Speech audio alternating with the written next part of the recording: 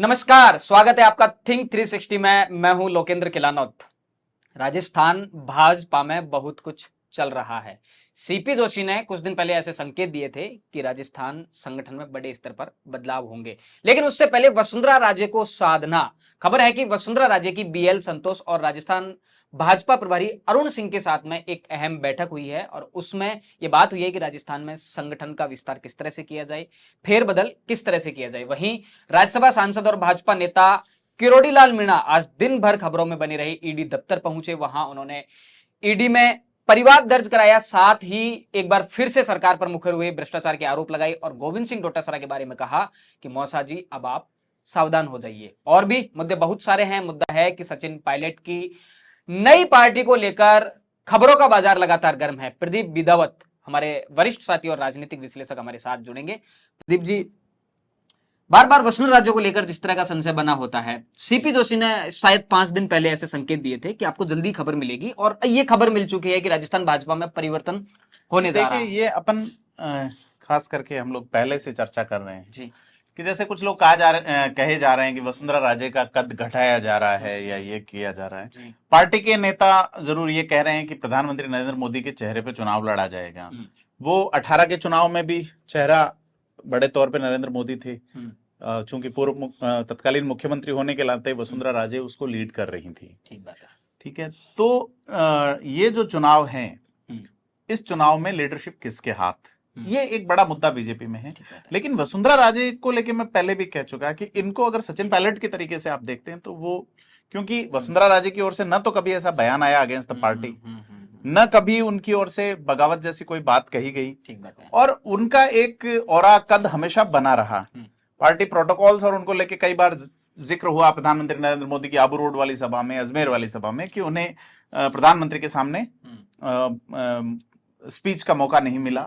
ये अलग बातें हैं, लेकिन वसुंधरा राजे की पूरे प्रदेश में पकड़ कहीं कम नहीं है भारतीय जनता पार्टी। तय बात है। और भारतीय जनता पार्टी इसको जानती है। चूंकि अब पार्टी इलेक्शन मोड में है, ऐसे में वसुंधरा राजे को इग्नोर करना पार्टी के लिए बहुत बड़ी गलती होगा।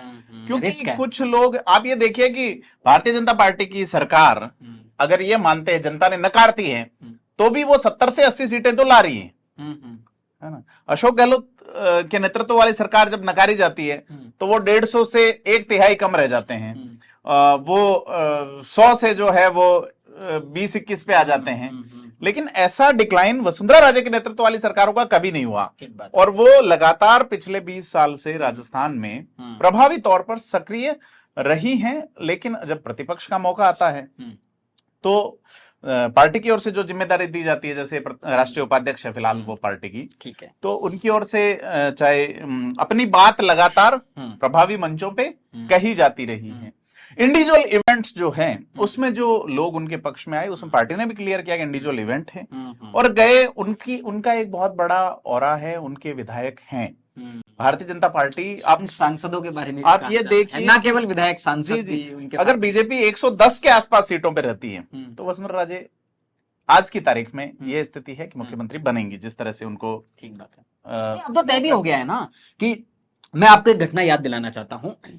बिना वसुंधरा राजे की सहमति से, आपकी इस बात को मैं कंप्लीट कर देता हूं, बिना वसुंधरा राजे की सहमति के न तो सीपी जोशी प्रदेश अध्यक्ष बने हैं और न ही ये लगता है, जैसे वहां दिल्ली से इनपुट है कि नहीं, ये जो अमेंडमेंट होने वाला है, पार्टी में नए पदाधिकारियों का चयन होने वाला है, जिम्मेदारियां बदले जाने वाली हैं, तो वो उनकी बिना सहमति के नहीं होगा। इसी के चलते उनकी आज मुलाकात बीएल संतोष हुई। अरुण सिंह लगातार वसुंधरा राजे को कोऑपरेट करते रहे हैं मंच पे। अरुण सिंह सॉफ्ट भी रहते हैं वसुंधरा राजे को लेकर। नहीं, जिसको संगठन प्रभावी रूप से चलाना है, एक तो यह होता है कि आपने पहले भी कहा था कि सुखजिंदर सिंह रंधावा को कई बातें शायद अरुण सिंह से सीखनी चाहिए।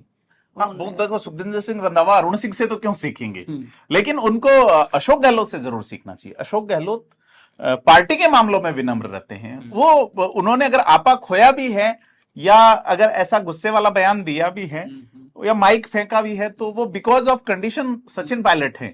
बाकी अशोक गहलोत की विनम्रता में और उसमें कोई मुकाबला नहीं है।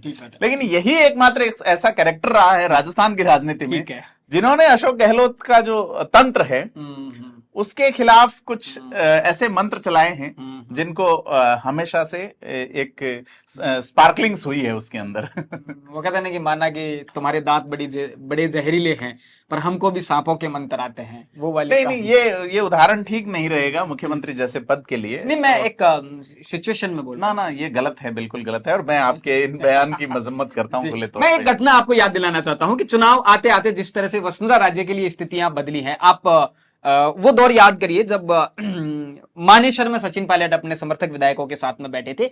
उसी टाइम पीरियड में भाजपा संगठन में फेरबदल होता है और उसको लेकर वसुंधरा राजे की जो नाराजगी रहती है कि वसुंधरा राजे को पूरी तरह से इग्नोर कर दिया गया है। सतीश पूनिया सतीश पूनिया जिस टाइम पे लीड कर रहे हैं, ऑन रिकॉर्ड नाराजगी तब भी नहीं आई थी। बातें तो ऐसी चलती हैं कि मीडिया वसुंधरा राजे से सलाह मशवरा नहीं किया गया, उनके लोगों को तवज्जो संगठन में नहीं दी गई। अचानक से फिर वसुंधरा राजे, जिस तरह की बातें चलती हैं, अशोक गहलोत ने भी उस बात को दोहराया कि वसुंधरा राजे ने हमारी सरकार बचाई। बाद में वसुंधरा राजे ने काउंटर किया, अशोक गहलोत ने बाद में मना भी किया उसको लेके। जी। तो ये र्यूमर्स मीडिया में अक्सर जो है वो जो पॉलिटिकल जर्नलिस्ट होते हैं कि वे खबर नवीस थे जो खबर से पहले गए, वो न जाते तो ये वारदात होती क्या।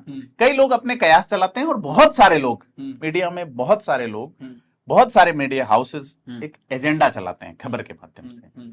तो ये काफी सारी चीजें हैं, लेकिन आज वाली बैठक से क्लियर है कि वसुंधरा राजे जो है वो साइडलाइन नहीं की जा सकती, खास करके वो तब जबकि उनका जमीनी जुड़ाव रहा है 20 साल तक राजस्थान की पॉलिटिक्स में। सीएम रहते हुए उनके जो फैसले रहे हैं, आप ये देखिए कि अशोक गहलोत जरूर ये कह रहे हैं कि हमने महिला को मुखिया बनाया है, जो जन आधार कार्ड है लेकिन वो उसकी शुरुआत वसुंधरा राजे ने की भामाशाह कार्ड से, है ना। तो और महिलाओं को लेके उनका एक बड़ा काम रहा है राजस्थान में, खास करके बड़े स्तर पर संगठन में फेरबदल की बातें हो रही हैं। कुछ लोग सत्ता से संगठन में आएंगे, कुछ लोग संगठन से सत्ता में जाएंगे। जिस सोशल इंजीनियरिंग पर बीजेपी काम कर रही है, ब्राह्मण, जाट, दलित और राजपूतों को साधने की कोशिश है। चर्चा चल रही है कि मोदी मंत्रिमंडल में बड़ा फेरबदल होगा, राजस्थान से कुछ चेहरों को जगह दी जाएगी। दिया कुमारी को लेकर संभावनाएं तलाशी जा रही हैं।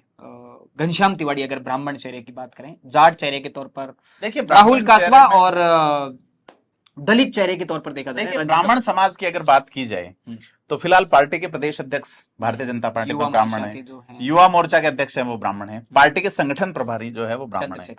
तो कुल मिला के भारतीय जनता पार्टी और भारतीय युवा मोर्चा जो है, पार्टी के दो सबसे बड़े संगठन एक ही जाति के लोगों के पास हैं। राजस्थान के राज्यपाल उसी वर्ग से आते हैं। तो ऐसे में जो संभावनाएं बनती है वो किरोड़ीलाल मीणा की ज्यादा बनती है।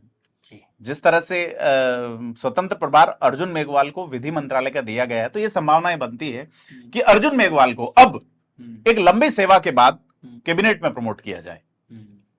तो ये चीजें हैं और ये करना चाहिए। अर्जुन मेघवाल की कैपेबिलिटी और उनकी जो क्षमताएं हैं, क्योंकि अर्जुन मेघवाल अब लगातार राजस्थान के मुद्दों को लेकर लगातार ट्वीट पे मुखर है। आपने जैसलमेर वाले मामले में देखा होगा, जो लड़की के अपहरण वाला मामला है। तो अर्जुन मेघवाल का प्रमोशन बनता है यहाँ पे प्रमोशन बनता है किरोड़ीलाल मीणा का, कि उनको लेना चाहिए। पब्लिक लीडर को अगर आप लेंगे तो सभी जातियों में मैसेज जाएगा कि जो जनता के लिए, जनता के मुद्दों पे संघर्ष करेगा। और किरोड़ीलाल मीणा को कैबिनेट जो है, मिनिस्टर या मोदी की जो मंत्रिपरिषद है, उसका हिस्सा इसलिए होना चाहिए क्योंकि वो एक डेमोक्रेसी का एक सेटअप दिखाने की कोशिश कर रहे हैं। आज आप देखिए कि ये कहा गया रमेश मीणा जो है जी, उनके राजनीतिक विरोधी माने जाते हैं। उन्होंने कहा किरोड़ीलाल मीणा गिरफ्तार होने चाहिए, खुद अपराधी जी। लेकिन ये बयान जो है, चूंकि पता नहीं किस हिसाब से उन्होंने दिया है, तो राजेंद्र राठौड़ ने उसका बड़ा जवाब दिया। राजेंद्र राठौड़ ने कहा है कि अगर वो क्रिमिनल है तो आपकी सरकार है, आप गिरफ्तार कीजिए। ठीक बात है। लेकिन किरोड़ीलाल मीणा को गिरफ्तार करना आसान नहीं। उन्हें हिरासत में लिया गया था, आपको पता हो तो। सरकार की हालत खस्ता हो गई थी जब वो अस्पताल में भर्ती रहे थे, लंबे समय तक बीमार भी रहे। उसके बाद मुसीबत बन गए थे सरकार के लिए, कहीं ना कहीं। मुसीबत नहीं, वो एक डेमोक्रेटिक विरोध है। अब आप उसको अगर ढंग से टैकल नहीं करते, आप लोकतांत्रिक तरीके से टैकल नहीं करते, तो मुसीबत बनेगी। लेकिन किरोड़ीलाल मीणा की बजाय उनके जो एक्ट थे सरकार के अधिकारियों के, वो सरकार के लिए मुसीबत बने थे। ठीक बात है। आज एक बार फिर से ईडी दफ्तर पहुंचे हैं किरोड़ीलाल मीणा। देखिए, कल भी जितेंद्र सिंह मकराना को परिवादी बनाया है और शिकायतों पर शिकायत गोविंद सिंह डोटासरा को कहीं ना कहीं मैसेज दिया है कि मौसा जी अब आप सावधान हो जाइए। हाँ, देखो किरोड़ीलाल मीणा ने ये जो काम किया है, ऐसे प्रयास बहुत हो रहे हैं। अशोक गहलोत पिछले 4 साल से गजेंद्र सिंह शेखावत पे आरोप लगा रहे हैं। बीजेपी की ओर से कई आरोप लगा रहे हैं, ये किए जा रहे हैं। लेकिन किरोड़ीलाल मीणा का ये जो काम देखें आप, उन्होंने होमवर्क पहले किया है ना। ऐसा नहीं कि वो इंतजार उन्होंने भी किया, लेकिन इंतजार के साथ साथ काम किया है। उन्होंने जिस तरह से शिव सिंह राठौड़ पे आरोप लगाए और फैक्ट के साथ में चीजें ईडी को दीजिए, तो निश्चित तौर पे एक बड़ी कार्रवाई होने वाली है। इसको मैं ऐसे देखता हूं कि कल जो मंत्रिपरिषद की बैठक थी, उसमें अशोक गहलोत सरकार के मंत्रिमंडल में बड़ी बेचैनी है कि ईडी अब क्या करेगी। तो मंत्री कहा जा रहा है कि गहलोत सरकार के दो बड़े फेस की तरफ कहीं ना कहीं बिल्कुल एक मीडिया रिपोर्ट की एंट्री हुई है, तो मौजूदा सरकार को काफी दिक्कतें आने वाली हैं। और इसको लेके सुखजिंदर सिंह रंधावा ने मंत्रियों से बात की है और कांग्रेस फील्ड पे एक बहुत बड़ा विरोध प्रदर्शन करेगी अगर सरकार से जुड़े हुए लोगों को ईडी में अगर दबोचा जाता है तो। एक लाल डायरी की बात पहले आई थी। आप ये देखिए कि जैसे किरोड़ीलाल मीणा ने ये कहा है कि मौसा जी सावधान हो जाइए, तो उसके बड़े मायने हैं, क्योंकि सुखजिंदर सिंह रंधावा की ओर से फील्ड में विरोध की जिसको जिम्मेदारी दी गई है वो गोविंद सिंह डोटासरा है। ईडी जो आई है आरपीएससी के खिलाफ, आरपीएससी सबसे पहले घेरे में आई थी गोविंद सिंह डोटासरा के रिश्तेदारों के नंबरों के कारण। तो ये कहीं चीजें गुत्थियां जो है वो अब बड़ा रोचक खेल होने वाला है और आपको किसी वेब सीरीज में आने वाली नई नई एंडिंग्स और फिर क्यूरियोसिटी आपको देखने को मिलेगी राजस्थान की राजनीति में। नया तो कुछ और भी आने वाला है। एक शब्द बहुत चर्चित है राजस्थान की सियासत में, प्रोग्रेसिव कांग्रेस। हाँ, इसको मैंने एक छोटा नाम दिया है, उसका नाम है प्रगतिशील कांग्रेस पार्टी। ठीक है, तो इसको प्रकोप कहेंगे। जी, तो जी, अच्छा प्रकोप आने वाला है। अब ये प्रकोप किस पे आएगा? ये रजिस्टर्ड तो हुई है, किसी ने तो आने वाला है नहीं, रजिस्टर्ड तो हुई है। हाँ। सचिन पायलट ने आज आर्मी ज्वाइन कर लिया, टेरिटोरियल आर्मी में, प्रादेशिक सेना में वो अधिकारी हैं, कैप्टन हैं। तो उनका ट्वीट आया है, तो आज वो अपनी यूनिट में अधिकारियों से मिल रहे हैं वगैरह। मतलब स्वैग में कहीं कोई कमी नहीं है, अंदाज में कहीं कोई कमी नहीं है। अशोक गहलोत का भी एक ललन टॉप से जो उनका पहले से तय था, मतलब वो इंटरव्यू रहा है। देखा जाए कि कांग्रेस ने ये कह दिया कि साहब अगर किसी मंत्री पे हाथ डाला गया, किसी विधायक पे हाथ डाला गया, तो आपको डर किस बात का है? जो भी होगा लीगल प्रोसीजर के थ्रू होगा। आज अशोक गहलोत का एक और बयान आया है गजेंद्र सिंह शेखावत वाले मामले में, जो प्रताप फाउंडेशन ने एक पत्र लिखा था अशोक गहलोत, भगवान सिंह रोल साहब सर का नाम लेने को लेके, उसमें अशोक गहलोत ने बिल्कुल सफाई दी है और ये कहा है कि चूंकि वो गरीबों का काम करते हैं, ऐसे में हमने ये अपेक्षा की थी कि वो, लेकिन इसको अगर आप लीगल वे में देखें कि राजस्थान के एक मुखिया ये बात कह रहे हैं कि वो पैसा दिलवाएं, ऐसा कोई प्रोसीजर नहीं है। ऐसा कोई भी प्रोसीजर नहीं है कि मुख्यमंत्री ने भी ये कहा था कि मैं एआईसीसी से पैसे दिलवा दूंगा, वो 10-10 करोड़ रुपए के जो आरोप, ऐसा भी कुछ नहीं है। तो ये मतलब बड़ा हास्यास्पद लगता है अगर आप लेजिस्लेशन या विधि द्वारा रचित व्यवस्थाओं के नियंता है राजस्थान में और आप इस तरह की बात कहते हैं। इसका एक प्रोसीजर है। क्या प्रोसीजर है? कि आपको इसको सिविल कार्रवाई शुरू करनी होगी। क्रिमिनल के अंदर आरोपी अगर मान लीजिए गजेंद्र सिंह शेखावत पाए साबित होते हैं, ठीक है, तो उन्हें सजा होगी और उन पे एक जुर्माना होगा। जुर्माने की राशि कोई ज्यादा नहीं है। आईपीसी में सर्वाधिक जुर्माना जो तेजाब फेंकने वाले मामले में अमेंडमेंट के बाद सर्वाधिक जुर्माना उसी में है 10 लाख का। उसके अलावा तो जुर्माना ही नहीं। मामला 1000 करोड़ का है, तो वो पैसा कैसे वसूल होगा? केंद्र सरकार 2019 में एक एक्ट लाई और उसके तहत एक कार्रवाई प्रारंभ करनी है। चूंकि मौजूदा राजस्थान सरकार को इसे एक राजनीतिक मुद्दा बनाना था, ऐसे में जिक्र किया है, पीड़ा की बात कही जा रही है, वो कहीं से फलीभूत होती नहीं दिख रही।